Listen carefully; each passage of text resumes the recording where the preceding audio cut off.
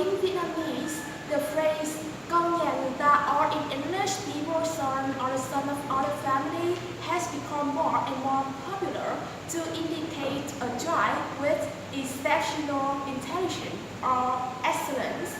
And I think the idea of turning your child into another one who is more talented as the way you perceive is so stupid and crazy. Why? So, simply because everyone is unique with his special ability, whatever it is. Some are good at mathematics, some are good at sports, and even some are good at arts.